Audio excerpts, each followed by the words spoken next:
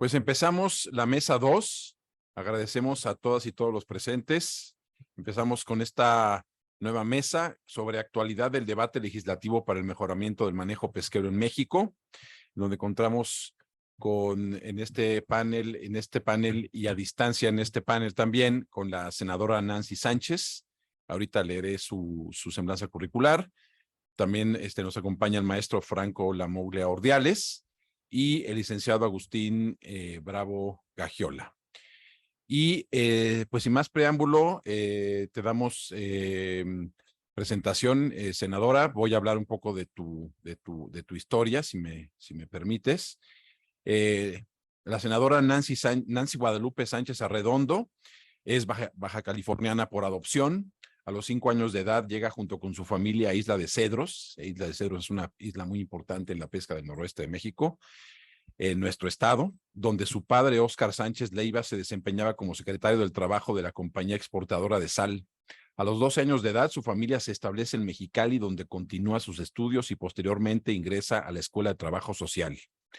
Al concluir sus estudios profesionales, colabora en el área de educación especial durante 9 años, al tiempo que se involucra en actividades políticas y en tareas de desarrollo comunitario, gestionando la introducción de servicios públicos en comunidades con rezago, como son agua potable, alumbrado, vivienda social, pavimentación, entre otros.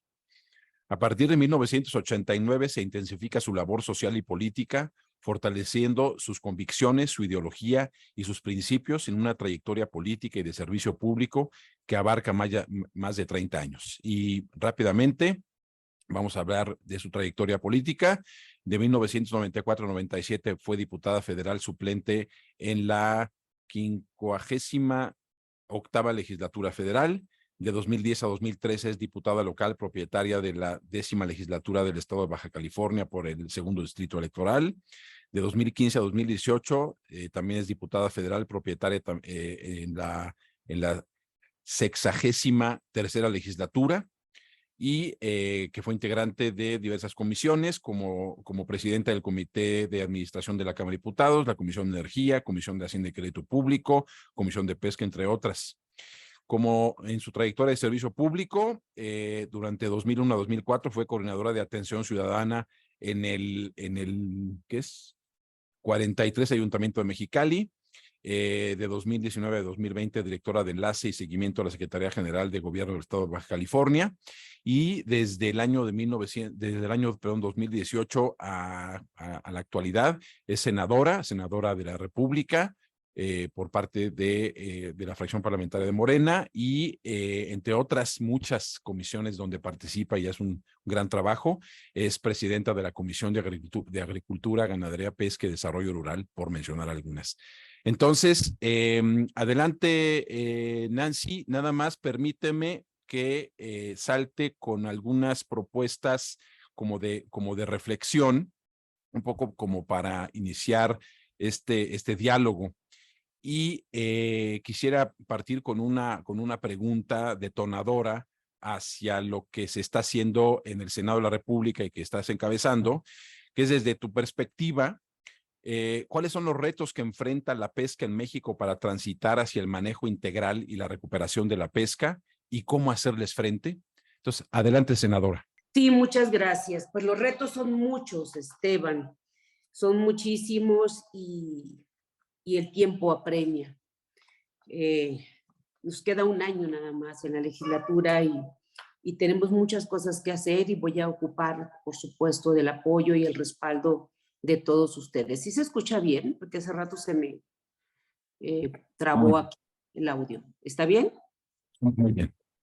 Sí, muchas gracias. Bueno, yo tengo muchas cosas que decirles, muchos temas de justicia social, de gobernanza participativa, de transversalidad institucional, etcétera, etcétera. Bueno, pero vamos a empezar. Saludo nuevamente a los organizadores de este foro en materia de recuperación de pesquerías, porque contar con la disponibilidad de recursos marinos es un elemento fundamental para la actividad económica y productiva primaria de nuestro país, especialmente cuando la pesca en México como actividad productiva le brinda apoyo, trabajo a más de 300,000 personas pescadoras, en diferentes comunidades, muchas de ellas muy alejadas, y tener certeza en la disponibilidad de los recursos marinos es fundamental para la sostenibilidad de estas comunidades. La pesca es una actividad de gran relevancia para México, tanto desde el punto de vista económico como social y ambiental. Sin embargo, la gestión de los recursos pesqueros en el país enfrenta diversos desafíos que requieren de una atención prioritaria y uno de ellos es el legislativo.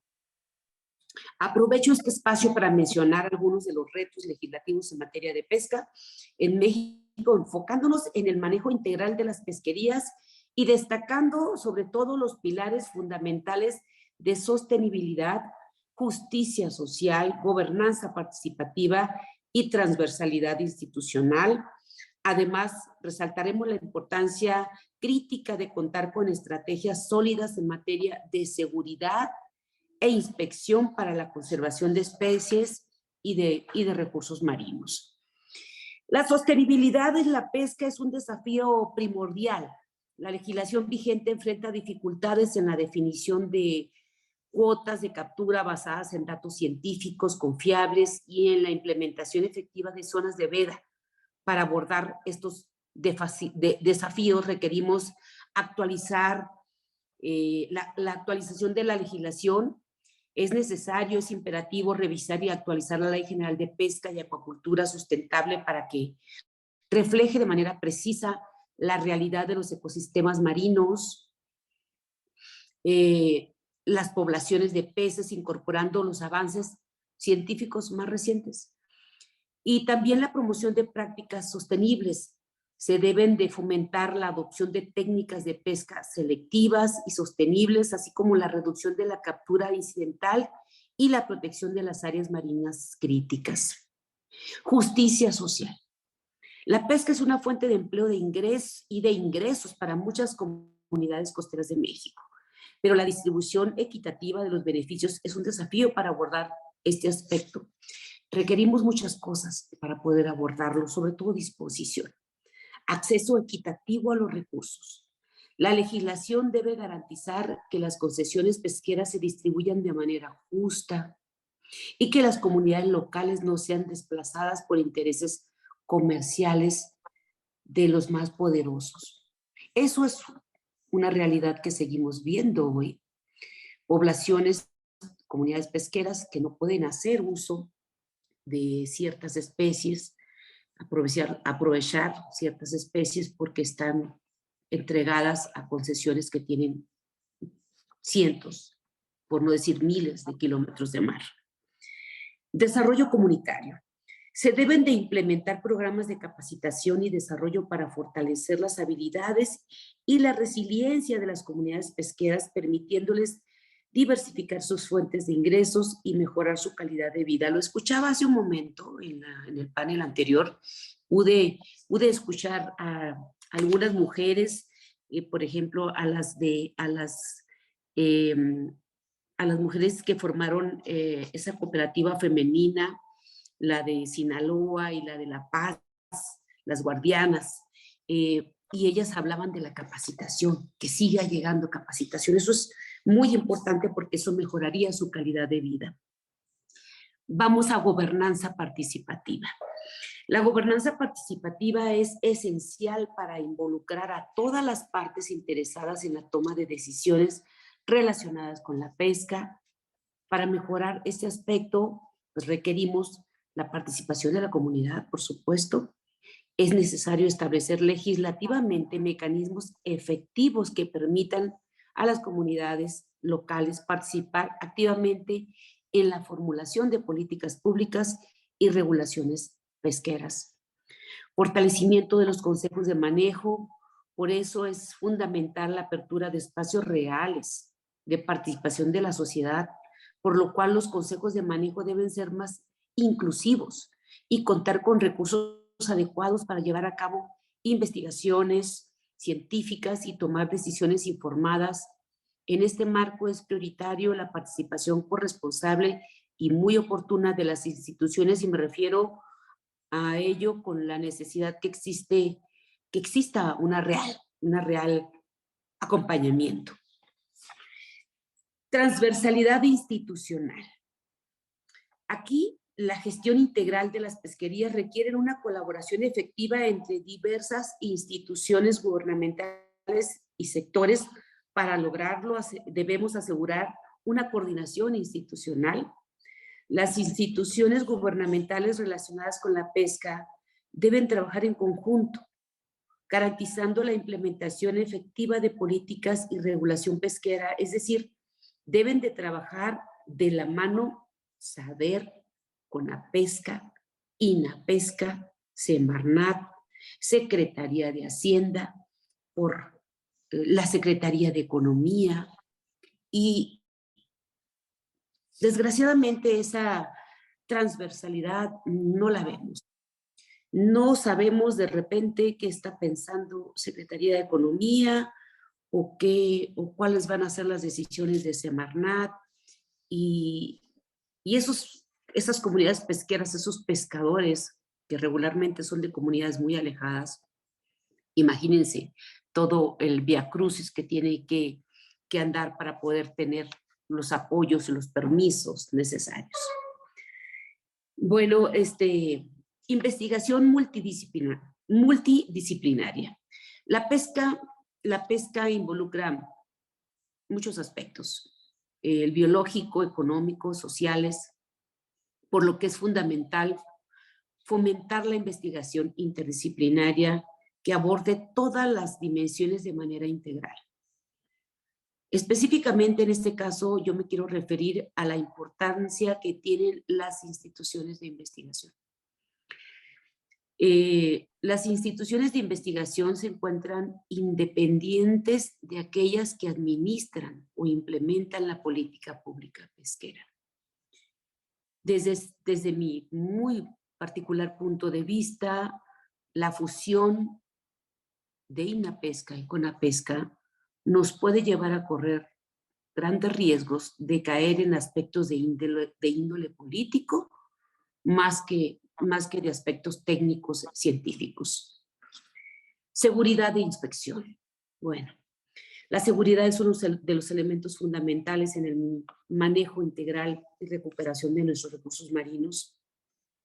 Es esencial para proteger a los pescadores y garantizar el cumplimiento de las regulaciones. La inspección efectiva es clave para prevenir la pesca ilegal y proteger las especies y los recursos marinos. Así tengamos el mejor marco legal en materia pesquera. Si no tenemos quien vigile su cumplimiento, será imposible cuidar nuestros recursos marinos, especialmente ante este fenómeno tan lacerante como lo es la pesca furtiva, la pesca ilegal. Para abordar estos aspectos se requiere el fortalecimiento de la seguridad del mar.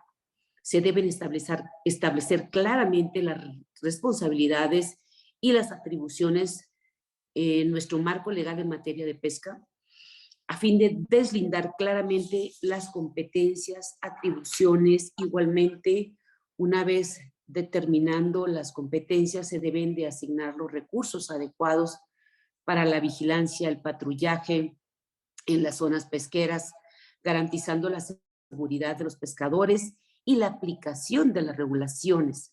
No podemos seguir esperando tener un manejo integral y eficiente de los recursos marinos mientras siga vigente el poder del crimen organizado en esta actividad productiva primaria nacional. No hay lugar a donde vayas, no hay puerto que pises donde no te hablen de este grave problema de la seguridad, la inseguridad que se vive en nuestros mares. La trazabilidad de los productos pesqueros. Tenemos que avanzar en la implementación de sistemas de trazabilidad, porque esto va a permitir rastrear el origen de los productos pesqueros, creando un valor en la cadena productiva a fin de progresivamente reducir la pesca ilegal y asegurando en el proceso de comercialización la legalidad de los productos en el mercado. Los que lleguen a la mesa deben de ser productos que tengamos la seguridad de que son legales. No me resta más que decirles que los retos legislativos en materia de pesca en México son numerosos, pero un enfoque integral que aborde la sostenibilidad, la justicia social, la gobernanza participativa y la transversalidad institucional es esencial para una gestión efectiva de los recursos marinos. Teniendo en consideración estos elementos, es que el pasado mes de diciembre presenté 3 iniciativas, ya lo han mencionado aquí, de reformas, y una de ellas aborda el manejo integral de pesquerías, producto de un proceso muy activo y muy amplio de consultas a los diversos sectores y actores involucrados, que concluyó en el foro de consulta en el Senado de la República, mismo que brindó la oportunidad de reflexionar y discutir sobre los contenidos que se obtuvieron y las aportaciones valiosas de este proceso de ajuste y adecuación para ser llevados a la dictaminación en el seno de la Comisión de Agricultura, Ganadería, Pesca y Desarrollo Rural. Y bueno, eso está, debo de saber que está en nuestra agenda para este periodo. Le vamos a dar prisa. También necesitamos aquí pues las opiniones de las diferentes dependencias, sobre todo con APESCA, SADER, a INAPESCA, ahí les voy a pedir su respaldo y su apoyo. La iniciativa propone contenidos para la declaratoria formal de especies pesqueras o ribereñas que se encuentran deterioradas, sobreexplotadas, en declive o colapsadas, ligadas a la Carta Nacional Pesquera y en concordancia complementaria con los planes de manejo para alcanzar la restauración pesquera, cuya naturaleza sea vinculante y de observancia obligatoria. Y el objeto consiste en lograr la restauración de la abundancia y la disponibilidad de las especies pesqueras a corto, mediano y largo plazo. Ya nos dimos cuenta aquí con las experiencias vertidas por diferentes actores que están directamente en mar, que esto sí es posible, sí se puede, hay casos de éxito. Y todo esto, lo anterior, en un marco donde la pesca en México genere ganancias. En este momento genera ganancias alrededor de 24,000 millones de pesos. En contraste, el panorama de la pesca en México no todo es favorable. Datos contenidos en la Carta Nacional Pesquera indican que de las más de 700 especies pesqueras en aguas nacionales, y según cifras de la Comisión Nacional de Acuacultura y Pesca, el 25% de las pesquerías del país se encuentran deterioradas y un 17% en colapso. Entonces, en este sentido, es necesario recuperar la abundancia y la disponibilidad de las especies de importancia pesquera, principalmente de aquellas más relevantes para los pescadores artesanales, los ribereños, retomando experiencias nacionales e internacionales de manejos sustentables en la pesca artesanal, que muestran que sí es posible que se recuperen las especies, insisto, y pesquerías, y siempre en colaboración con el sector productivo, sin necesidad, y eso es importante decirlo, sin necesidad de recurrir a medidas restrictivas de conservación de hábitats, ni de limitar la pesca de manera permanente a través de promulgación de áreas protegidas, sin la colaboración efectiva del sector productivo. Por lo que es fundamental que el Ejecutivo Federal cuente con la herramienta necesaria, las herramientas de forma inmediata y urgente, la implementación de medidas que busquen revertir el inminente colapso. Adicionalmente, fortalecer los presupuestos, eso ya está encima y no lo veo claro. Me hubiera encantado que hubiera estado aquí la presidenta de la Comisión de Pesca de la Cámara de Diputados. Ahí se aprueban los presupuestos. Tenemos que buscar presupuestos para la pesca. Es importante. Adicionalmente, debe de atenderse con urgencia y con claridad, con certidumbre, las competencias y las responsabilidades en materia de inspección, de seguridad, de inspección, que son estrategias fundamentales para garantizar el cumplimiento de las regulaciones y la conservación de la biodiversidad marina. La pesca sostenible y equitativa no solo beneficia a las comunidades pesqueras a las costeras, sino también es esencial para la conservación de nuestros océanos, para nuestra vida misma, para seguir asegurando un futuro próspero para nuestras futuras generaciones. En eso estamos ocupados aquí en Cámara de Senadores. No me voy a ir sin atender esto, se los aseguro, pero para eso necesito mucho del acompañamiento y de la participación, como siempre, de todos ustedes, porque me he sentido muy respaldada por el sector pesquero nacional. Les mando un abrazo muy fuerte y bueno, no me despido porque vamos a seguir en contacto. Hasta luego, muchísimas gracias. Muchísimas gracias, senadora. Sin duda, muchos retos en la pesca y qué bueno que existe un equipo tan comprometido como tú y el tuyo para dar respuesta a algunas de estos retos. Y pues ahora voy a dar la palabra a Franco Lamoglia. Permíteme 2 segundos porque aquí tengo todo un poquito hecho bolas. Vamos a dar una breve semblanza de Franco. Franco Lamoglia Ordiales es licenciado en Derecho por el Instituto Tecnológico Autónomo de México y tiene una maestría con mención honorífica en Ciencias Ambientales por la Universidad Simón Bolívar. Es profesor titular de la Clínica de Desarrollo Sustentable y Derecho Ambiental del ITAM también. En su trayectoria profesional ha publicado varios libros y artículos especializados en Derecho Ambiental, Sustentabilidad, Recursos Naturales y Energía. Ha participado en diversos proyectos de investigación, conferencias, foros y eventos en materia ambiental y energética. Además, se desempeña como catedrático en las maestrías de Derecho y Políticas Públicas Ambientales, de Economía y Gestión del Medio Ambiente y de Derecho Energético impartidos por la Escuela de Estudios Ambientales por la Escuela Jacobea de Posgrados. Es socio fundador de Lamoglia Abogados SC, donde ha asesorado diversos proyectos en materia ambiental y energética. Entre sus publicaciones más importantes se encuentran Derecho y Políticas Públicas para la Protección de la Biodiversidad, publicado por la editorial Tirant Loblanche, era en francés, Tirant Loblanche, perdón, francés. Sentencias relevantes en materia ambiental, publicado por la editorial Porrúa. Derecho y Políticas Públicas en materia de cambio climático, publicado por la editorial Tirant Loblanche. Derecho y Gestión de los Residuos, publicado por la editorial Di Juris. Derecho y Gestión del Agua, publicado por la editorial Di Juris también, y la más reciente publicación como autor y coordinador del libro Los Derechos Difusos, Externalidades y su relación con el desarrollo sustentable, publicado por la editorial Tirant Loblanche. Deja que recupere mis preguntas para ti. Denme 2 segunditos, aquí tengo. Muy bien, y te pediría que tu ponencia también le enfoques hacia qué características del marco político diferencian a México de sus socios comerciales en el TEMEC y hace falta una política de restauración de los recursos pesqueros. Y pues te dejo toda la palabra. Buenas tardes a todos, muchas gracias a Oceana, muchas gracias al Instituto de Investigaciones Jurídicas, Agustín, Esteban, un gusto estar aquí con ustedes en este panel. A mí me toca venir a 2 cosas, ¿no? Uno, presentar un trabajo que se hizo dentro de la clínica, que hicieron los alumnos de la Clínica de Desarrollo Sustentable y de Derecho Ambiental del ITAM, para Oceana en el año 2020-2021. Y aparte también vamos a hablar de algunos temas de cuáles son las conclusiones de este trabajo, ¿no? El estudio se tituló, perdón.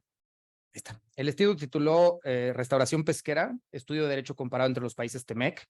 Fue realizado, como les dije, en 2020-2021 por los alumnos de la clínica, en este caso Rocío Teresa Rebollo Contreras, Paola Andrés Suárez Luján y Paola Amato Rufo, que espero que nos estén acompañando en el Zoom. Gracias por su esfuerzo y pues aquí vamos a presentar un poquito las conclusiones a las que ya llegaron, ¿no? El estudio es un análisis comparativo entre la concepción, la regulación, las autoridades y la política pesquera entre los 3 estados. Este análisis es relevante, ¿por qué? Porque México, Estados Unidos y Canadá adquieren una serie de obligaciones con la firma del TEMEC. Obligaciones, algunas ya las tenían desde antes, pero otras son adicionales, ¿no?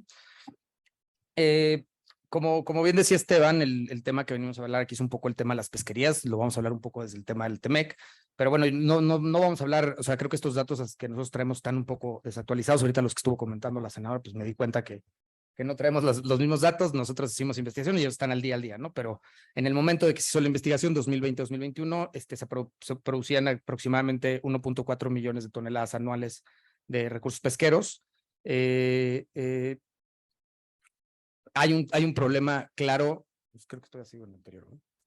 Hay un problema claro en el marco normativo. El marco normativo que tenemos actualmente, pues permite, por un lado, ciertas acciones o actividades que son ilegales o pueden llegar a ser poco sustentables, y también pues no permite que lleguemos a la sustentabilidad y le resta potencial al sector para desarrollarse, ¿no? ¿Cuáles son estos temas? Los vamos a ver un poquito más adelante, pero lo que genera es una falta de control en la sobreexplotación de pesquerías, faltas de protección funcional respecto de las guarderías, no una protección genérica, información pesquera poco confiable y no actual, facultades entre autoridades limitadas o confusas, instrumentos y políticas con racionalidades confusas o que no están destinadas o que no pueden ser aplicadas a el tema de restauración, y hay una incompatibilidad con la política de la política pesquera entre los países que integran el TEMEC, ¿no?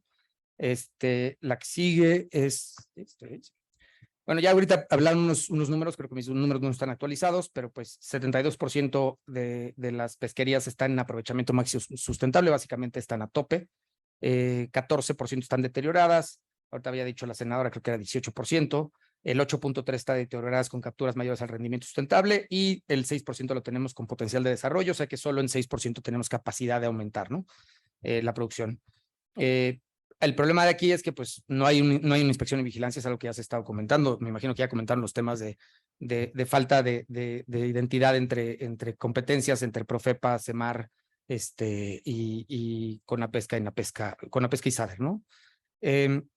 Otro tema es el incumplimiento. Por esto mismo, o sea, la falta de inspección y vigilancia permite que se utilicen artes de pesca e instrumentos inadecuados. Yo recuerdo hace más de 12 años nosotros estuvimos haciendo un tema para el Alto Golfo, el Golfo Norte de California, para la vaquita marina, estuvimos haciendo una investigación. Y digo, la verdad es que el tema de las artes de pesca es un tema complicado, que requiere un poco de inversión del Estado, pero también requiere un poco de esfuerzo por parte de los pescadores, y sobre todo los pescadores ilegales, que son los que en realidad utilizan estas cuestiones, ¿no? El incumplimiento a los límites de esfuerzo pesquero, el incumplimiento a las temporadas de veda y la pesca ilegal en sitios de exclusión, que básicamente es no reglamentada o no declarada, y es de la que más afecta a las pesquerías, ¿no? Porque básicamente las pesquerías deben ser sitios de exclusión, ¿no? Es necesario buscar, ya aquí se habló, ¿no? Se habló mucho de la justicia social, se habla del tema social. Creo que tenemos que encontrar un balance entre la política de desarrollo social y la aplicación de disuasoras para entender que, o sea, el tema es si la pesca nos ha funcionado como un tema para impulsar la nutrición, una nutrición balanceada, una de las proteínas más limpias que existen, con relación a su contenido de grasas y otras cuestiones, pero a la vez también pues se tiene que hacer de una manera organizada, ¿no? Entonces tenemos que encontrar cómo, o sea, sí nos ayuda a emplear a poblaciones en zona de costa, nos ayuda a aumentar pues bajar los porcentajes de pobreza porque está relacionada con la nutrición y otras cuestiones, pero también tenemos que atender a que pues no es magia, ¿no? El mar no siempre va a estar ahí, ¿no? Y los recursos pesqueros menos. Entonces, ¿qué tenemos en el debate legislativo? Pues que sobre la explotación y la protección a las pesquerías, pues no existe esta protección. Debería haber digamos que la racionalidad de la funcionalidad de la restauración de las pesquerías es lo que debería de normar la actividad legislativa. Normativamente, pues tenemos acciones de conservación, protección, aprovechamiento sustentable de los recursos pesqueros, pero estas acciones hablan sobre los recursos pesqueros, no estamos hablando de las pesquerías y pues dentro de las pesquerías son cadenas tróficas, son ecosistemas, o sea, tienen otros elementos que son importantes que no solo son los recursos pesqueros, ¿no? Que son los directos. Y luego tenemos los indirectos, las protecciones indirectas que están basadas a ecosistemas pesqueros, que pues los ecosistemas pesqueros no solo son las pesquerías son parte de los ecosistemas pesqueros, y a la restauración y preservación del equilibrio ecológico, que son disposiciones que vienen en la ley general, que están un poco ahí perdidas, ¿no?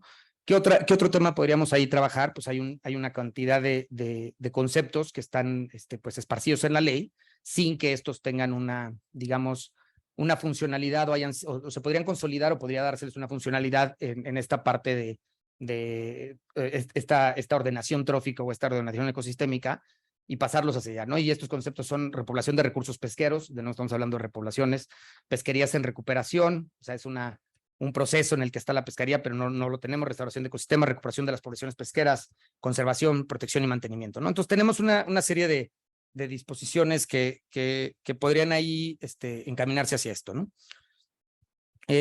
Las guarderías, pues básicamente las guarderías es esta parte dentro del ecosistema donde pues las poblaciones en desarrollo y el sitio de anidamiento y estas cuestiones se dan en una zona, ¿no? Por lo general son manglares, arrecifes, lugares donde no pueden entrar los peces de gran volumen y que se pueden hacer estas cuestiones, ¿no?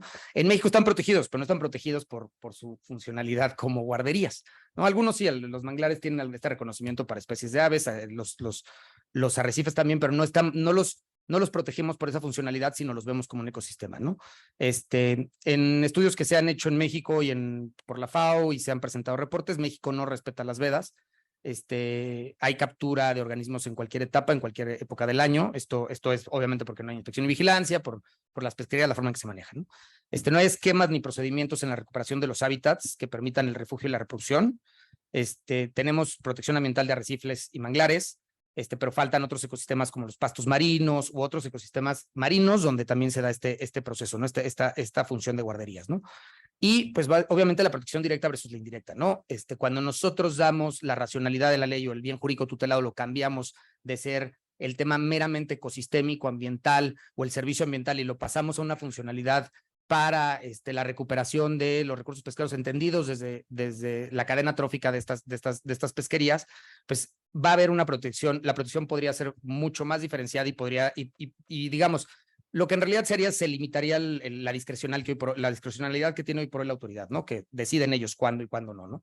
Entonces, si no hacemos esta inspección y vigilancia, si no tenemos tecnología de geolocalización, si no podemos determinar el origen de los recursos pesqueros y cuál es el nivel de protección, o si se cambian los nombres de los peces o las especies al momento de pasarlo en los pedimentos, en los registros, pues esto va a mantener el esquema que tenemos hoy de pesca ilegal, de extracción fuera de zonas autorizadas y pues fuera pesca ilegal, irregulada y toda mezclada y nosotros no tenemos para dónde, ¿no? Esto va a cobrar relevancia cuando hablemos un poquito de cuáles son nuestras obligaciones en el TEMEC, ¿no?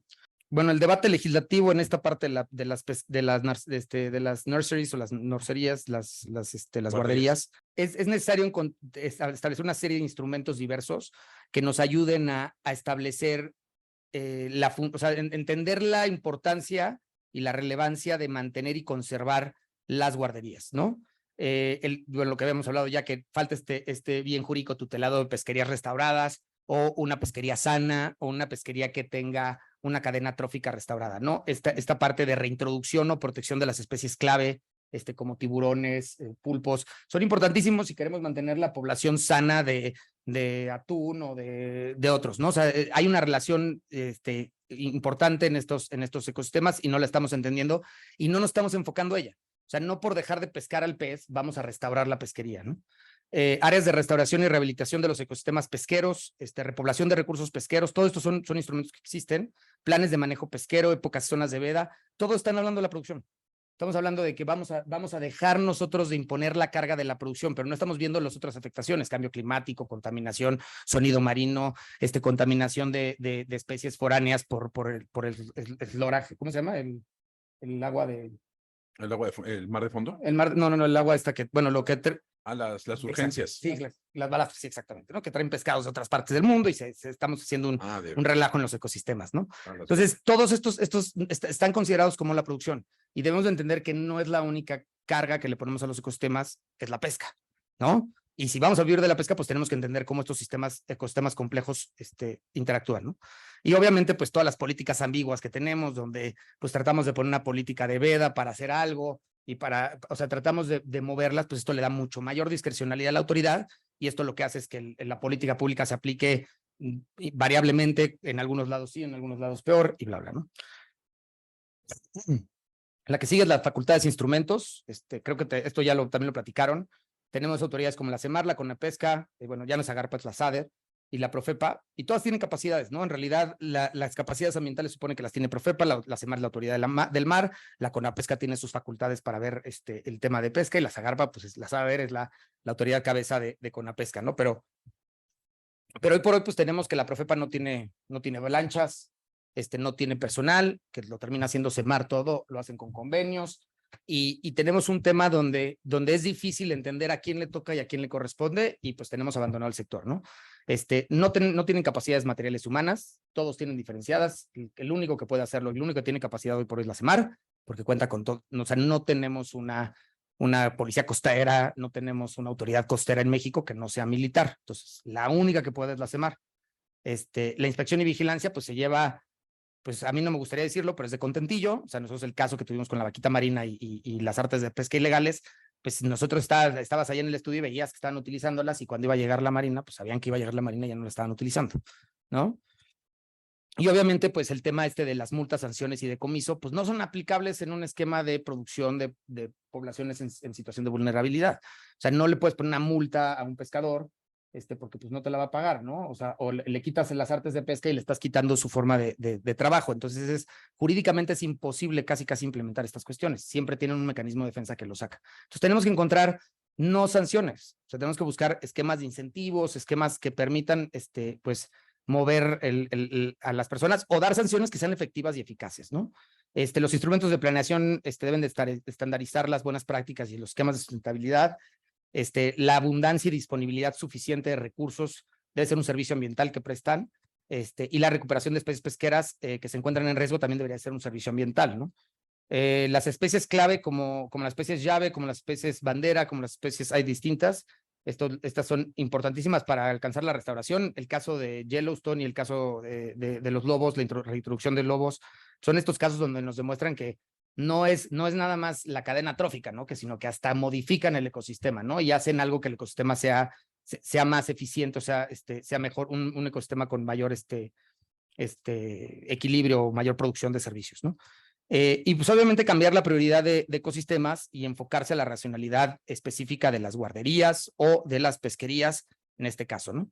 Entonces, esos son temas que pues se encontraron y sabemos que están ahí, que son temas que se puede trabajar, pero no solo son temas que sean relevantes porque pues nos interesa el derecho humano al medio ambiente y esto, sino que también son temas en los cuales México podría estar actualmente violentando sus obligaciones o incumpliendo sus obligaciones en materia de medio ambiente en el TEMEC, ¿no? El TEMEC es el tratado que se firmó, entró en vigor el 1 de julio de 2020, sustituye al NAFTA, al TLC, Tratado de Libre Comercio con Estados Unidos y Canadá. Es un tratado, uno de los tratados más importantes del mundo a nivel de balanza. México, el comercio entre México estos países representa el 32.29 del PIB, o sea, el 40% del PIB viene de esta relación comercial, que eso es muchísimo, o sea, entendamos que solo hay creo que el turismo es 22%, 18%, una cosa así, ¿no? Entonces, digamos que es el tema más importante, nuestro tema más importante de generación PIB, ¿no? Que el PIB tampoco es un esquema que nos guste medir mucho porque no considera externalidades, no considera costos, no considera pérdida de patrimonio, entonces el 76% de nuestras exportaciones se realizan con Estados Unidos, entonces básicamente es nuestro socio principal, tenemos nuestro comercio ahí, y el 3% con Canadá, entonces Canadá tampoco es tan importante, pero sí es importante Estados Unidos, y sobre todo el mercado de productos de pesca es bastante relevante, ¿no? Dentro del tratado, las partes se comprometen a promover políticas y prácticas comerciales ambientales. También se comprometen a cumplir sus obligaciones en materia ambiental contenidas en otros tratados, que esto es muy importante, y reconocen la necesidad del manejo sostenible de pesquerías, proponiendo la prevención de la sobrepesca, reducir la captura incidental de especies y promover la recuperación de poblaciones en sobrepesca mediante evidencia científica. Entonces, México tiene obligaciones específicas respecto al sector pesquero, ¿no? Y no sabemos si hay alguna acción que se esté implementando en esto. Ahora, tenemos una diferencia desde dónde lo tenemos que ver, porque esto también es importante, ¿no? Los estudios de derecho comparado, aquí no los vamos a poner, pero nosotros comparamos autoridades, legislación, comparamos todo, ¿no? Pero lo importante creo que al final es cómo ven el sector pesquero y cuáles son los derechos humanos que ven o que los países se identifican atrás de eso, ¿no? En México, obviamente, la pesca es un medio para el desarrollo pleno del derecho a una alimentación sano, pero también se considera que Semarnat, pues básicamente era pesca, recursos naturales y pesca. Entonces teníamos una visión ambiental de la pesca, o sea, lo veíamos como un medio, como un ecosistema. Cuando lo pasamos a Zagarpa, ¿por qué? Porque pues de repente empezaron a medir nutrición en los mecanismos para medir la pobreza, pues dijimos, oye, pues ahora este es un mecanismo para bajarle a la pobreza durísimo, vamos a meterlo como un recurso alimenticio, ¿no? Y entonces cambió la racionalidad. Entonces, por eso es importante entender la racionalidad.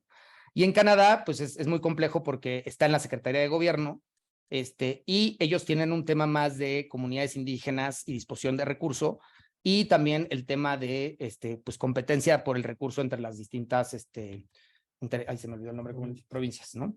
Entonces, tiene un tema muy importante económico y laboral. Entonces, en los tres países no hay tanta diferencia.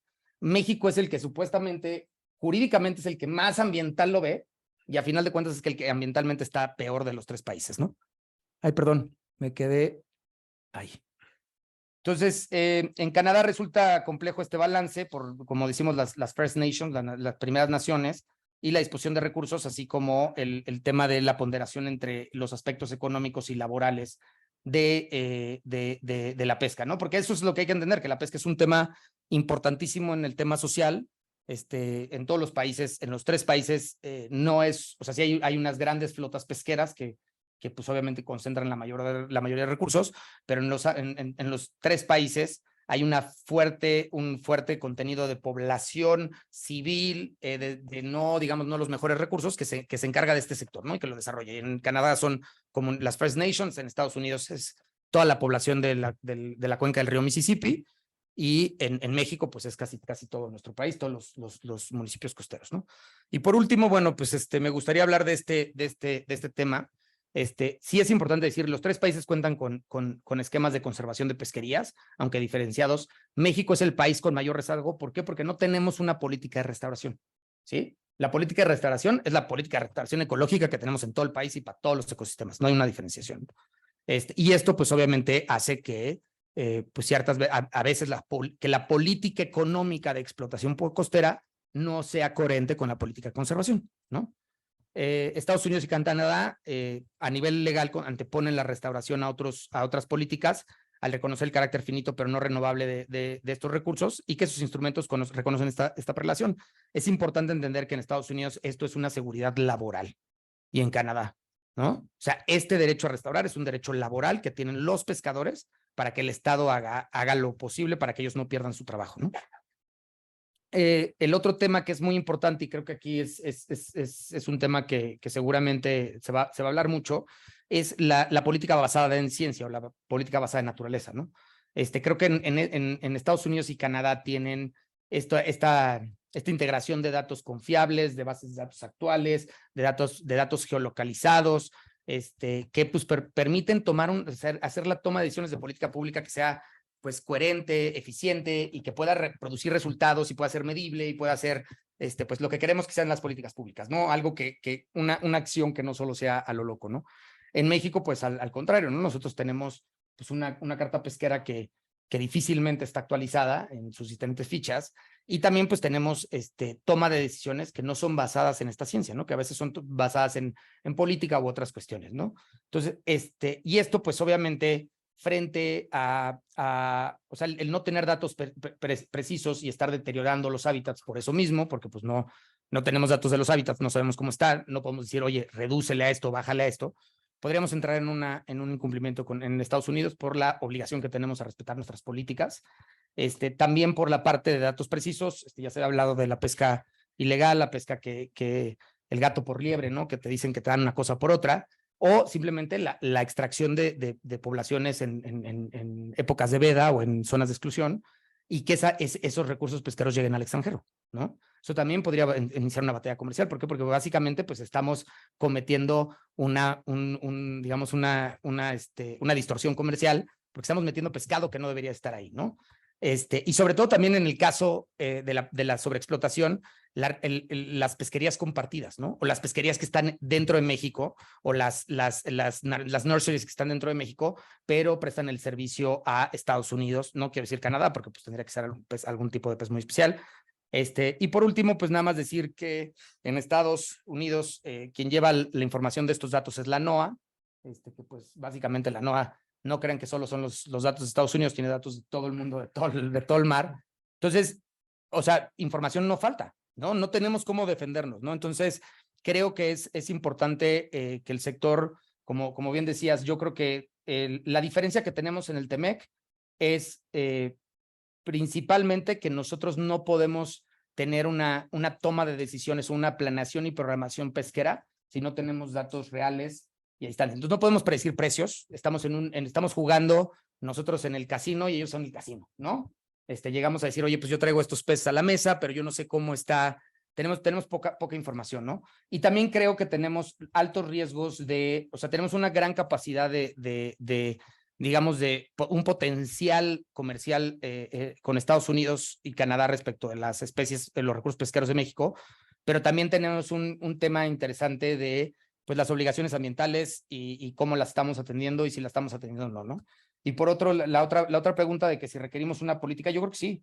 Yo creo que y sobre todo creo que no requerimos una política, requerimos que la ley limite la política, porque creo que el problema que hemos tenido con la ley de pesca, que no lo hemos tenido en otras leyes, es que la facultad legislativa o esta delegación de facultades que le da el legislativo al ejecutivo para que ellos hagan la política, ellos tengan más libertad, pues no ha sido muy eficiente, ¿no? Porque a final de cuentas tener una legislación, un marco regulatorio robusto que permita dar seguridad al sector, que le permita dar potencialización hacia el futuro y que además entienda la naturaleza y la racionalidad y o sea, cómo funciona el sector.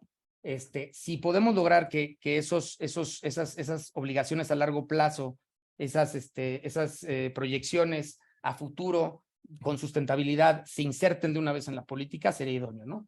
Pero si seguimos teniendo planes de manejo que están limitados a temas de producción y de extracción y otras cuestiones, creo que lo que tenemos que hacer es esta visión integral, ¿no? Que eso es lo que traería la restauración, que sería una visión integral de los ecosistemas costeros y entenderlos en realidad cómo funcionan, ¿no? Muchas gracias, esa sería mi participación. Muchas gracias, Franco. Y sí, sin duda hay muchos retos en el marco jurídico actual. De hecho, una de las cosas que salen en esto que nos platicas es que parece que la ley es prácticamente una ley productiva y no una ley que apueste por la conservación y con ello un mayor potencial en el sector pesquero. Entonces, así que muchas gracias y ahorita en las preguntas seguramente saldrá algo al respecto. Bueno, pues ahora vamos a darle la palabra a Agustín Bravo. Y rápidamente, Agustín Bravo Gagiola es abogado por la Universidad Panamericana, especializado en Derecho Ambiental, con 25 años de práctica en la materia, 15 de ellos relacionados con ambientes marinos, costeros y pesca. Por 20 años trabajó en cargos de alta dirección en los despachos ambientales de interés público más relevantes de México. Desde el 2018 preside el despacho Consultoría Bravo Legal, enfocado en la atención estructural y estratégica de retos socioambientales a través de soluciones accionables a partir de diagnósticos legales y factuales del marco legal y sus instrumentos de política pública, incluyendo caracterizaciones y propuestas para enfrentar la pesca ilegal, fortalecer las áreas naturales protegidas marinas y la restauración y recuperación de las especies pesqueras sobreexplotadas. A lo largo de su carrera ha estado involucrado en la negociación y resolución de conflictos y retos en la materia, derivados de megaproyectos e iniciativas del orden de los 6,000 millones de dólares. Ha sido ponente y conferencista ante instancias nacionales e internacionales en Australia, Canadá, Estados Unidos, España, Irlanda y México. Tenemos esta pregunta. En el marco regulatorio actual, ¿existen instrumentos que atienden el deterioro de las especies pesqueras? ¿Los que están presentes se usan adecuadamente? Bueno, primero, muchas gracias al Instituto de Investigaciones Jurídicas de la UNAM, desde luego la UNAM, a la doctora Marisol Anglés, a la doctora María del Carmen Carmona, Oceana México, a su vicepresidenta Renata Terrazas, a ti, Esteban García, y desde luego a la senadora Nancy Sánchez y al maestro Franco Lamoglia, y a todos los que hicieron posible este evento. Lo que les vengo a comentar ahorita parte de un análisis de la legislación, de las políticas públicas en materia pesquera, ambientales, pero también de mucha información que se obtuvo a través de solicitudes de información para conocer de qué manera ven las autoridades, sobre todo pesqueras, pero también ambientales, el tema de la restauración. Entonces, no solo es un trabajo de gabinete, de cómo se ve el derecho en abstracto, ¿no? Entrando ya al tema, lo voy a precisar en cuanto a recuperación pesquera en México, es decir, ¿cuál es la actualidad del debate legislativo? Y en primer tema, más que decir que está caracterizado por los parámetros constitucionales y convencionales, es decir, por los principios y disposiciones de la Constitución y de los instrumentos internacionales suscritos por México, más bien debiera decir, debe ser caracterizado en este tenor. Es decir, lo que hagan los legisladores, el Congreso de la Unión y sus dos cámaras en relación al marco legal para la recuperación de las pesquerías, tiene que tomar forzosamente en consideración esto. Y la primera es que debe garantizar a través de la legislación, que es lo que le toca a los legisladores, el cumplimiento y la vigencia de los derechos humanos ligados a la pesca, que ya lo mencionaba Franco, pues es el derecho a la alimentación, a la seguridad alimentaria, derecho a un medio ambiente sano, derechos económicos y sociales culturales ligados a lo mismo, como es al patrimonio biocultural, es decir, lo que nos aporta a todos los mexicanos, lo que hacen los pescadores y los pescadores y las pescadoras en términos, digamos, de lo que su trabajo nos da de su ser y visión de estar en el mundo y cómo nos complementa como nación. Eso deben de tener en cuenta, digamos, los legisladores, garantizar todos estos derechos humanos y otros que no entro en escena.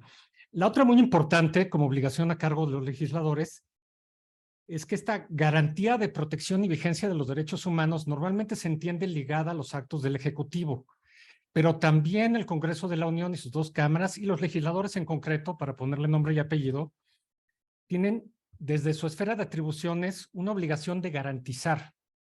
¿Cómo lo hacen? A través de leyes. O más bien, ¿cómo lo deben hacer? A través de leyes. ¿Qué otros temas tenemos que tener en consideración aquí?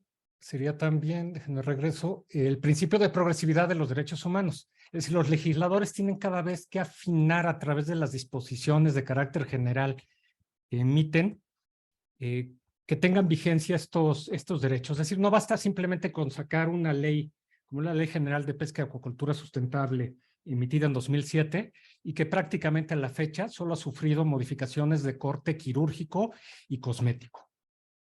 Es decir, no hay una variación sustancial en los instrumentos. Y los instrumentos son los medios, y los instrumentos y mecanismos son los medios en la ley a través de los cuales se concretan estos derechos. Si no hay estos instrumentos y medios, simplemente queda al arbitrio de la autoridad pesquera y autoridades ligadas. También deben de adoptarse disposiciones, el legislador debe adoptar disposiciones de todo orden, incluyendo legislativas, reitero, estamos hablando de legislativo, para que estos derechos sean efectivos. Esto es lo que el Sistema Interamericano de Derechos Humanos llama el efecto útil. Es decir, el entramado y la arquitectura legal a través de la legislación debe tener como una consecuencia lógica, necesaria y plausible, en este caso, la restauración y la recuperación de las especies pesqueras sobreexplotadas, deterioradas, y desde luego de sus hábitats, de aquellas condiciones que lo deben hacer posible. ¿Qué nos encontramos ahorita como reto del debate legislativo? Uno es que actual e históricamente cada vez hay más especies pesqueras deterioradas y sobreexplotadas. Es decir, no hemos logrado ni siquiera detener hay una tendencia que cada vez hay más. Y baste ver desde la primera Carta Nacional Pesquera hasta su última actualización. Lo que tenemos es cada vez más especies pesqueras en esta condición de no sustentabilidad. Tenemos también, si acaso más grave, muchas especies pesqueras que dejan de estar sujetas de aprovechamiento comercial para pasar a ser especies amenazadas, cuyo manejo ya entra en términos de la Ley General de Vida Silvestre y, digamos, fundamentalmente quedan fuera de un manejo comercial. ¿Qué otros retos nos encontramos o se encuentra el legislador y me parece debe abordar desde esta concepción de los derechos humanos que apunté? Es que la recuperación de las especies pesqueras actualmente es absolutamente discrecional por parte de las autoridades pesqueras. Eso significa que lo hacen de la manera en que quieran. Habrá algunas administraciones que lo hayan hecho de manera más virtuosa, no es el caso, algunas que lo hayan hecho de peor manera, que así es, pero sí, pero al fin del día, y esto es una reflexión para el legislador, no ha funcionado este esquema discrecional para las autoridades pesqueras, porque no ha habido restauración de especies pesqueras deterioradas o sobreexplotadas, punto. Se necesita, pues, que el legislador establezca un marco legal muy claro, muy específico, con poco margen de maniobra discrecional para las autoridades para lograr esto. La otra es que no hay en lo absoluto instrumentos idóneos y efectivos para la restauración de las pesquerías de estas especies. Simple y llanamente no lo hay. Entonces también le estamos exigiendo a la autoridad, al Ejecutivo, que haga una restauración, digamos, con instrumentos y con mecanismos que no tiene, de nuevo discrecionalmente. Y en México, que tenemos un derecho extremadamente codificado, regulado, esto a lo que nos lleva es que las autoridades, por un principio casi de supervivencia, poco hacen de aquello que no está expresamente delimitado que deben de hacer. Y además las auditorías que tienen luego las autoridades son sobre esos instrumentos y potestades específicas. Estamos en el peor de los mundos posibles. No son efectivos, pues, estos instrumentos, mecanismos, no son idóneos, no están interrelacionados. Me dirían, la veda busca la restauración. No, las vedas pesqueras lo que buscan es el mantenimiento de las poblaciones. Es que las zonas de refugio, los refugios pesqueros, es un tema de población, no es un tema de escala, no tiene una visión ecosistémica, no tiene una visión de población, hay un refugio acá, otro allá. Qué bueno que se haga, no es en demérito, pero no lleva a la restauración de una especie. Y hemos visto, por ejemplo, lo que comentaban las compañeras y compañeros pescadores en la reunión en la sesión anteprevia, que lo que nos encontramos es que hay experiencias de restauración, pero son la excepción que confirma la regla y son heroicas. Y nadie está llamado a lo imposible ni al heroísmo. Y son muchas veces a contrapelo de una legislación que es fundamentalmente extractivista en sentido amplio, que está totalmente hecha para el aprovechamiento. Digamos, es una legislación en términos generales muy neoliberal, cero ecosistémica en cuanto a un planteamiento integral de todo el ciclo de vida ambiental productivo de la pesca.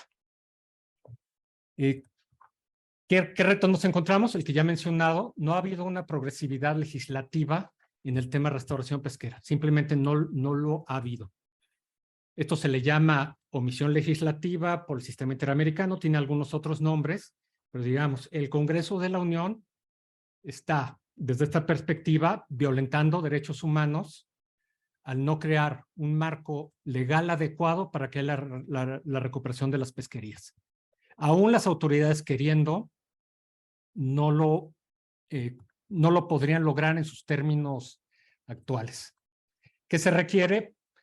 En primer término, un mandato específico, taxativo, ineludible, no interpretable hacia las diversas autoridades, sobre todo a la CONAPESCA, a la SADER, pero a las diversas autoridades que confluyen en torno al fenómeno de la pesca para que haya esta restauración de las especies pesqueras deterioradas, sobreexplotadas, desde luego sus ecosistemas, sistemas tróficos.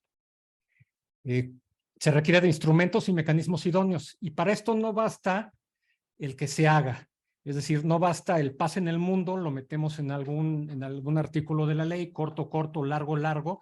Bueno, ¿cómo alcanzamos la paz en el mundo, no? En ese sentido, no basta con que se diga, se hará restauración. Bueno, ¿cómo lo va a hacer? ¿Cómo lo va a hacer la CONAPESCA, la SADER? ¿De qué manera va a participar el sector productivo, el sector ambiental? ¿De qué manera van a interrelacionarse las diversas dependencias y entidades de la administración pública, estatal, municipal, que de una u otra forma tienen participación? Y máxime tomando en cuenta como una realidad fáctica, que no debe sorprender a nadie, que las autoridades pesqueras, estrictamente hablando y en sentido amplio, sobre todo con la pesca y la pesca, por la razón que sea, y esto no es un juicio moral, están en un estado de esclerosis, osificación y clientelar, pero a grado terminal, y esto no es un juicio contra los funcionarios, es sistémico. Lo que nos está generando el marco legal pesquero y una serie de prácticas es esta manifestación, y mientras no lo cambiemos, y esto no basta con menciones quirúrgicas, perdón, con menciones de se hará restauración. No, se necesita, en este sentido, cuáles van a ser los instrumentos, cómo se van a interrelacionar con los otros instrumentos ya existentes y con los mecanismos, tanto de la de la ley pesquera como la ambiental, cuáles van a ser sus objetivos, sus metas, quiénes van a ser los responsables. Y también teniendo en cuenta, como mencionaba y mencionó Francisco, que son diversas instituciones y dependencias que confluyen y dependencias y entidades, las cuales no tienen una forma estructurada desde la ley de cómo deben de colaborar. Es decir, cómo debe de colaborar Profepa, Semarnat, Conapesca, la Marina, Guardia Nacional, que también la Guardia Nacional hace rondín, hace también, digamos, en cierta forma, inspección y vigilancia. ¿Cómo deben de colaborar? Actualmente, solo bajo convenios de colaboración. ¿Qué significa esto? De nuevo, una discrecionalidad absoluta. La Marina, pongamos un caso muy claro, para la Marina, sus labores de inspección y de vigilancia son meramente en auxilio de la Conapesca o de la Profepa o a veces de CONAM, pero no es una función sustantiva que tenga como mandato. En este tenor, solo para que lo tengan en mente, uno de los montos principales que dedica la Conapesca a inspección y vigilancia es para pagarle a la Marina sus patrullajes. En suma, tiene que haber un mandato específico, tiene que haber instrumentos idóneos, tiene que haber la forma de colaboración entre las diversas autoridades, y ese es el reto que tiene el legislativo, que tiene el Senado, que tiene la Cámara de Diputados, para garantizar, si es que se quiere, los derechos humanos de los pescadores y los derechos humanos que confluyen en torno a la pesca. Muchas gracias. Muchas gracias, Agustín. Sin duda, es importante descubrir todos esos vacíos, huecos, pero también oportunidades en el marco regulatorio, que la ley tiene muchas oportunidades de mejorar. Las leyes, no solamente la ley pesquera, sino hasta las leyes ambientales, las leyes de derechos humanos, las leyes de derecho laboral, todos estos que nos han planteado ahora nuestra y nuestros dos participantes. Entonces, en este momento abrimos un breve proceso de preguntas y respuestas, un lapso de preguntas y respuestas. Tal vez damos una o dos aquí, dos o tres aquí, y abrimos otras para el espacio virtual. Por allá tengo una mano, y después Isaac, y después Oscar. Muchas gracias por las ponencias. Me parecen muy atinadas ahora, justo en este tiempo, hablar de esta temática. Y justo a eso va mi pregunta. Estamos hablando mucho de la transformación normativa, de la necesaria e indispensable tránsito hacia una racionalidad ambiental del sector pesquero. Y entonces, bajo ese marco o bajo esa lógica de que debemos regresar al sector ambiental, toda la industria y lo que tiene que ver con el aprovechamiento de recursos de fauna marina, en su opinión, ¿cómo creen que haya una conexión o influencia de las recientes sanciones de CITES al Estado mexicano por la conservación de la totuaba y la vaquita marina, en el sentido de que esto cómo va a influir al momento de la creación normativa de un nuevo marco normativo en esta materia, para incluirlo, ¿no? La conservación, no solamente la restauración de la fauna marina como recurso, sino también la conservación de ciertas especies que son amenazadas. Y esto también, ¿cómo creen que influya en general, ¿no? En general en materia ambiental, como para justo, vuelvo a repetir, el tránsito hacia una nueva racionalidad en la cual se tiene cierta lógica de extractivista en el Estado mexicano y en el derecho mexicano, ¿no? En general. Muchas gracias. Gracias. La pregunta es para Agustín. Cualquiera de los dos. O la senadora. No, para los ponentes.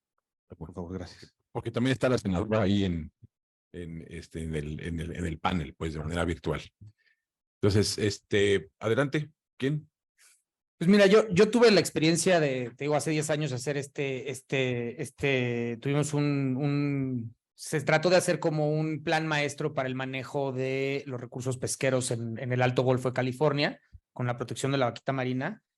Y mira, creo que ese es el tema, o sea, también este esquema de protección de las especies. Las especies no existen solas. Entonces creo que debemos de salirnos de esta idea de vedas, fauna en riesgos, a poblaciones en situación de riesgo, porque en realidad si tú quieres salvar al jaguar, no es deja de aprovechar el jaguar, es oye, espérame, acuérdate que el jaguar necesita tantos kilómetros de selva para poder vivir y necesita esto y necesita cierta oscuridad, necesita no tener presencia de ruido. Entonces tenemos que cambiar o sea, yo por eso creo que el tema es entender un poco que lo que hace, o sea, el cambio normativo no es en sí para cambiar la situación del sector, sino básicamente es para ordenar la política pública en el sector. Para mí la política pública en el sector ha sido desordenada. Esta es una política que como bien dicen, o sea, la carta no tiene datos, o sea, tenemos es explotativa porque no entendemos, o sea, no vemos cuáles son las cosas que están afectando. Entonces yo creo que más bien en vez de tomar estas decisiones del CITES, de decir, oye, la vaquita, la totoaba, o sea, en vez de estar pensando en cómo protegemos esas especies, entendamos que esas especies viven en los espacios naturales en México y que la única forma de protegerlas es a través de protección de sus hábitats, ¿no? Entonces yo creo que va más por allá o sea, que se entienda el hábitat como un todo dentro del modelo pesquero, ¿no? Creo que eso es lo que debemos alcanzar, pero no sé si alguien más tenga alguna otra opinión. Agustín, ¿tienes algo que decir? No, yo creo que ya quedó todo dicho por Francisco. Solo añadiría que, digamos, tratar de mejorar el marco pesquero en el contexto que hemos hablado, que estamos hablando en estas mesas, a partir de una experiencia tan atípica como la de la vaquita, la totoaba y el Alto Golfo, no es desde mi perspectiva la mejor receta, y más tomando en consideración que uno de los grandes fallos que ha tenido esa política es cargarle los costos de la conservación a los pescadores del Alto Golfo de California, lo cual, digamos, es una receta para el caos, además de que en términos de justicia social es absolutamente oprobioso. ¿Qué tal? Buenas tardes. Gracias a los tres por la exposición. La verdad, súper interesante. Yo tengo una pregunta para la senadora. Si nos pudiera comentar un poco a detalle sobre, bueno, ¿cuáles son los...? Ya no está. Ya no está. Ya no está, pero si quieres se lo... O sea, la pasamos y si no, a ver, para ustedes tres, a ver cuál de los tres avienta, ¿no? Sí. ¿Cuál es tomando en cuenta que está iniciando el periodo de sesiones, ¿no? De las dos cámaras, ¿cuál es la agenda legislativa que tiene este tema en la agenda que viene ahorita y cómo se va a abordar y cuál es el tema cómo están trabajando el Congreso en esto? Ahí sí. No, mira, la agenda, acaban de mandar la agenda del Senado, yo no la conozco algunos proyectos que hemos estado ahí empujando, pero en realidad creo que eso sí es algo. A ver, básicamente y rápido, te puedo resumir que en materia pesquera hay varias iniciativas. Precisamente en la Comisión de Agricultura, Ganadería, Pesca y Desarrollo Rural se presentaron 3 reformas que están ahorita en proceso de evaluación y que entrarían en este nuevo periodo ordinario de sesiones a dictamen. Una que tiene que ver con equidad y lenguaje de género, otra que tiene que ver con gobernanza participativa, lo que mencionaba en su momento la senadora de cómo fortalecer estos espacios de diálogo y cómo darle la voz a los pescadores y a la gente de las comunidades, y una de manejo integral pesquero que incorpora la obligatoriedad del Estado de recuperar especies deterioradas o sobreexplotadas. Es lo que tenemos de conocimiento hasta ahora.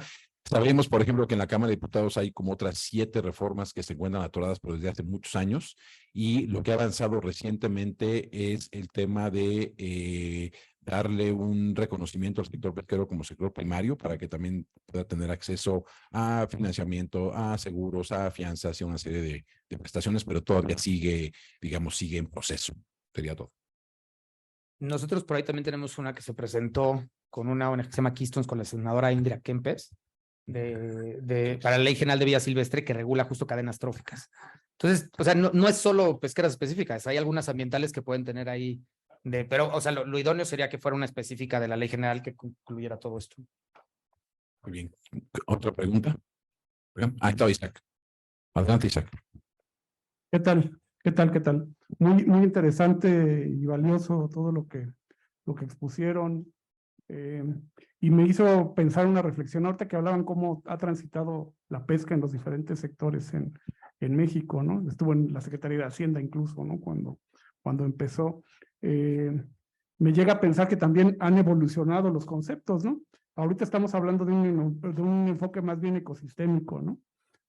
donde, bueno, lo que pasa en el ecosistema pues va a afectar la producción, ¿no? Y me pongo a pensar, pues podemos ocurrir 1000 ejemplos, ¿no? O sea, una política energética de México desarrolló una serie de represas en todos nuestros principales ríos y luego está colapsada la pesquería de camarón rosado en la zona de Campeche, ¿no? Y luego me pongo a pensar, ¿cómo podemos hacer esa política intersectorial basada en un marco jurídico adecuado, pues para que todos estos intersectores puedan tener una buena legislación clara, que no necesite interpretación, pero que permita observar, visibilizar y poner atención en todos estos puntos que a lo mejor no se nos ocurren de principio, ¿no? Y a lo mejor no se nos ocurrieron en su momento, o a lo mejor es extractivista porque era el concepto de población lo que teníamos en la mente, ¿no? De hecho, la ecología de poblaciones surge de la investigación pesquera como uno de los principales aportes que hacen al conocimiento demográfico de las especies en general, ¿no? Entonces, la pregunta va en ese sentido, ¿no? ¿Cómo podríamos generar este tipo de legislación que permita la convivencia y el desarrollo ya no solamente del ecosistema, porque estamos hablando, por ejemplo, este asunto de las descargas en un río, que puede ser el caso de la vaquita misma, que están afectando el ecosistema y los medios de vida de gente que ni siquiera está ocupando exactamente ese territorio, ¿no? Digo, podríamos hablar de agroquímicos y de todo lo que se nos pueda ocurrir. Es la pregunta. Gracias. No, pues es la pregunta del millón, ¿no?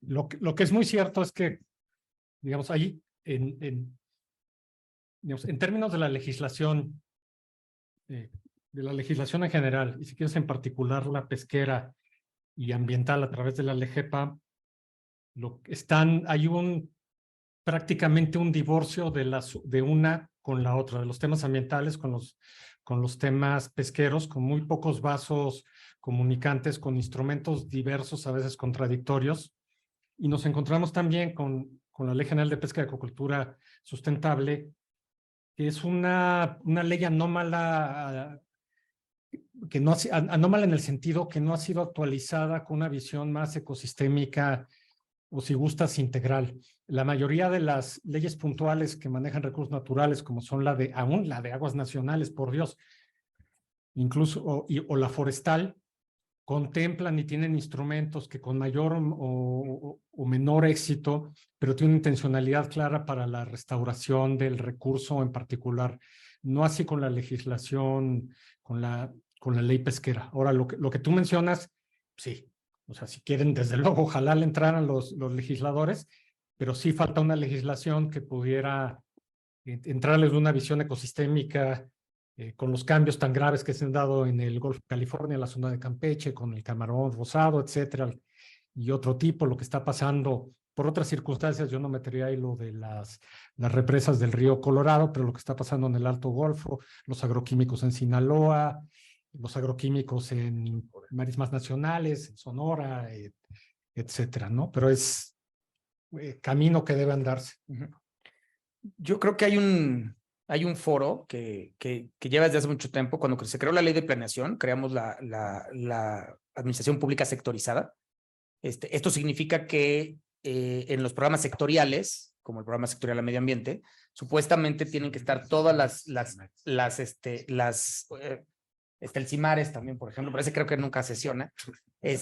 Sí, o sea, el CIMARES mandan al asistente del secretario que vaya ahí y se haga, ¿no? O sea, el tema es que sí existen esta planeación y este sistema, pero no lo utilizamos en México, ¿no? Los gobiernos, el ejecutivo lo ven como al contrario, como un estorbo, ¿no? A su libertad y al poder que ellos tienen, ¿no? La planeación requeriría que en el programa sectorial la secretaría, en este caso cabeza de sector, que sería la Secretaría de Medio Ambiente, puede ordenar a todas las secretarías dentro del sector a que organicen o ordenen su política o su programación a la política sectorial, porque está obligado por la ley de planeación. La ley de planeación te dice el Plan Nacional de Desarrollo, de ahí derivan las sectoriales, y las sectoriales, todas las demás se tienen que ajustar, ordenar lógicamente, ordenar racionalmente con la política, ¿no?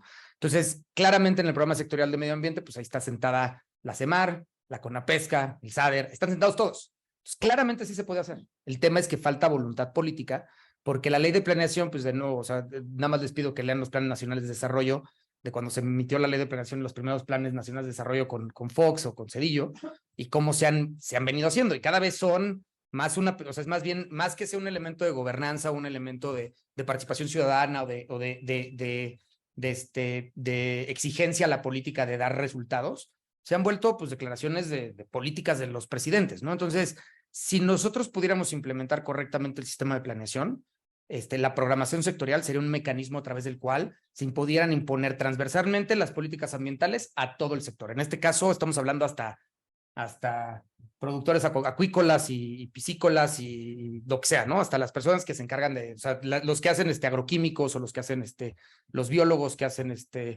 medicamentos para los peces y estas cuestiones, pues todo eso está regulado en ese sector, ahí deberían de estar. Entonces, sí hay un foro, sí hay un programa sectorial que hoy por hoy existe. El tema es que pues la ley de planeación no te dice, oye, tiene que contener el programa sectorial, o tiene que hablar de estas cuestiones, o tiene que hacer esto. También podría ser una reforma a la ley de planeación, pero hoy por hoy pues está sujeto a la discrecionalidad política, y si quiere el secretario lo presenta, y si quiere presenta su informe, y si no, no se lleva a cabo y nunca sesiona, ¿no? Igual que CIMARS. Muchas gracias. No sé si por allá tenemos preguntas en el espacio. Ah, perdón, Oscar, discúlpame. Adelante, Oscar. Adelante. Gracias, Esteban. Buenas tardes. Igual felicitar a los ponentes que nos acompañan, incluyendo desde luego a la senadora. Y rapidísimo, la primera pregunta va justo para la senadora Nancy, para los legisladores que nos acompañan, desde luego apremiando y aplaudiendo su pues, postura y la camiseta que traen bien puesta a favor del sector.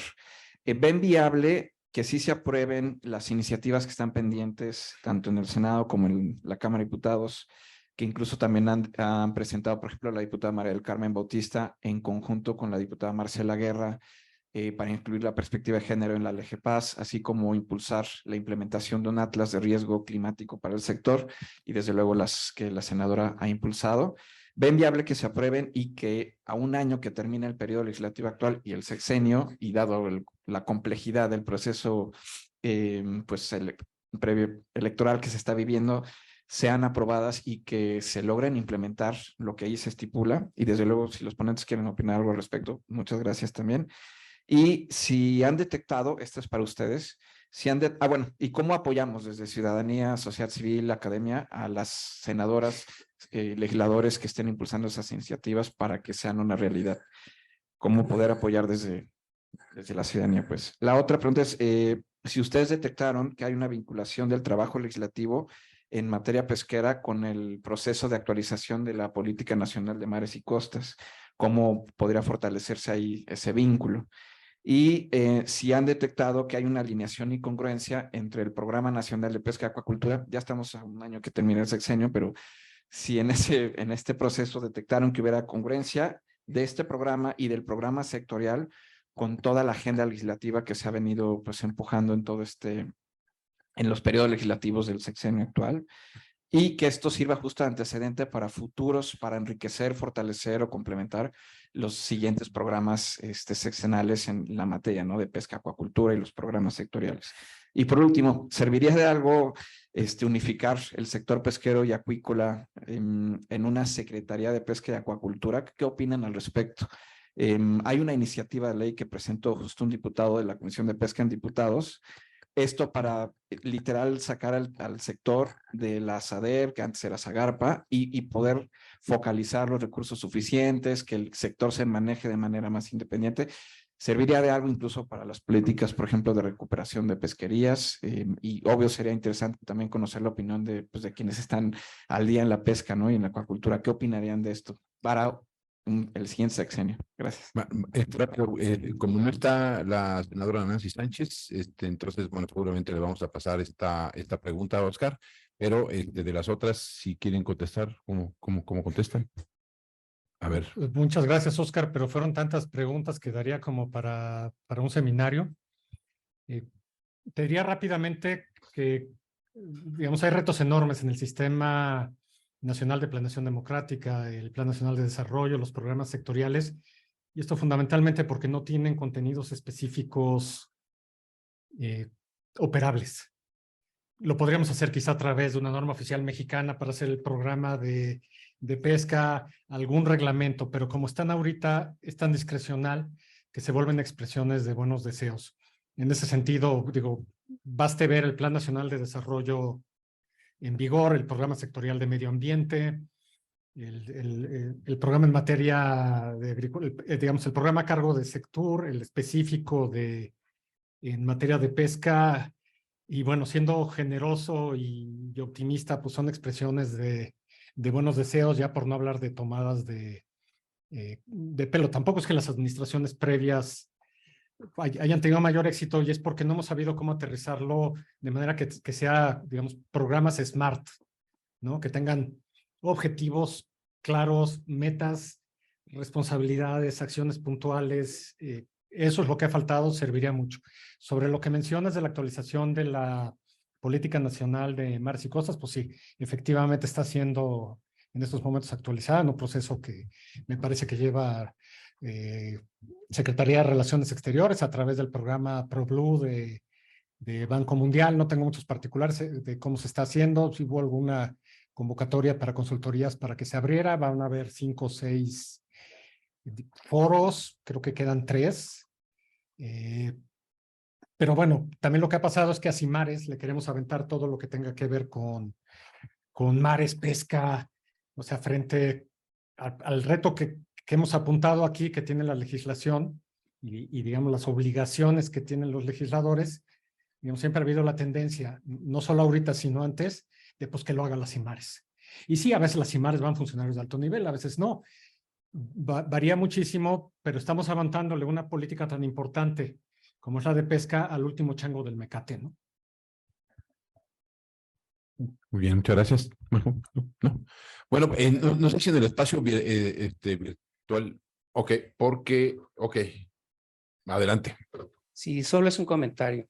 La ley puede ser perfectible y está increíble.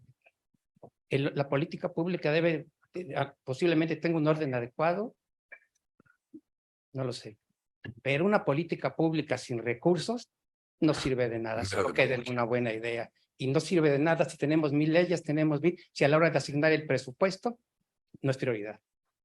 Es todo. Gracias, es correcto, ¿no? Es mera demagogia. Y creo que por ahí una pregunta en el espacio virtual. Sí, aquí tenemos a Alejandro Godoy que pregunta, ¿qué medidas se requieren urgente para sacar a México de los 7 países ilegales en Estados Unidos, ya que esta clasificación podría generar un fuerte embargo en corto plazo? ¿Cuál es la clasificación? No. ¿Qué medidas se requieren urgente para sacar a México de los 7 países ilegales en Estados Unidos, ya que esta clasificación podría generar un fuerte embargo en corto plazo? Alejandro, si me escuchas, me imagino que eres Alejandro Godoy, entonces entiendo la pregunta, un gran conocedor de la pesca y su comercialización. Pues mira, estamos hablando del tema de vaquita marina, que es lo que puede o está ocasionando o va a ocasionar embargos, lo que se haya llamado como embargos pesqueros o sanciones comerciales. Estamos hablando de la pesca de Huachinango, digamos, de la intromisión de embarcaciones mexicanas en Texas, que salen de Playa Bagdad para la pesca de Huachinango, si mal no... Sí, estaba pensando en inglés, y posiblemente se sume Golfo de Ulloa con el tema de la pesca incidental, de careta, son los que me vienen a la cabeza. ¿Qué se tiene que hacer? Yo creo que lo primero sería un tema de trazabilidad, para darle una salida al producto legal, trazabilidad del barco al plato, como dice en Oceana, que ahorita no existe. Y más teniendo en mente que los avisos de arribo en México son de buena fe, todos los landings de lo que se pesca, pues ahora sí que, pues, salvo excepciones muy contadas, pues es porque lo dice el pescador, ¿no? Yo creo que trazabilidad, y en segundo, planes específicos. Es absurdo que no se pueda controlar, por ejemplo, lo del Huachinango en Playa Bagdad. Obviamente no hay voluntad política, pero yo creo que con trazabilidad sería un paso significativo, importantísimo, trazabilidad de verdad, ¿no? De origen a destino. Sí, y miren, este tipo de conflictos comerciales se dan en el marco del artículo 20 del GATS. Básicamente es el artículo que permite la restricción en frontera de productos y servicios por cuestiones ambientales, salud y otras cuestiones, ¿no?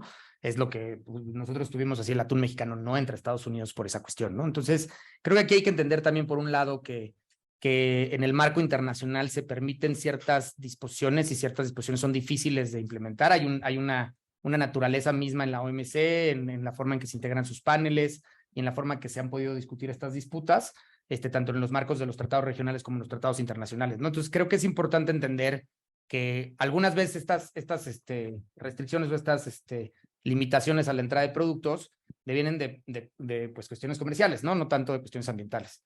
Entonces, nada más hay que entender eso, por un lado, y dos, pues entender que el artículo 20 del GATS pues, tiene una jurisprudencia bastante plena que te puede determinar cómo defenderte ante estas acusaciones y cómo se puede hacer cómo se puede solucionar estos problemas. Creo que como lo dice bien Agustín, estas cuestiones de pues, modificar algunos artes de pesca, hacer algunas acciones políticas que sean pues al menos que estén puestas, ¿no? Que no se implementen. Porque esa es básicamente la discusión en el GATS. Yo tengo en mi país ciertas restricciones que impiden, que son protecciones ambientales, que impiden el paso de tus productos porque tú no las tienes, ¿no? Entonces de nuevo, regresamos a este tema de la complementariedad normativa en materia ambiental. Es importante porque si no, pues tenemos estas restricciones comerciales que pues afectan al sector por un lado, al sector de exportación, que ahorita pues no es el mejor sector porque te ha bajado mucho el precio, pero por otro lado sí es importante porque son cuestiones que no tienen una solución próxima, ¿sí? El arbitraje entre México y Estados Unidos, o bueno, la disputa comercial entre México y Estados Unidos por el atún mexicano, no se ha solucionado. Y eso que tenemos fallos favorables hacia nosotros, ¿no? Entonces no se va a solucionar, ¿por qué? Porque es un tema comercial. Entonces yo creo que ahí hay que darle cierta dimensión. Estados Unidos luego a veces utiliza estas herramientas para ganar las balanzas comerciales que tiene, ¿no? Entonces nada más, hay que darle debida perspectiva. Pues muchas gracias. Llegamos ya, estamos un poquito pasados.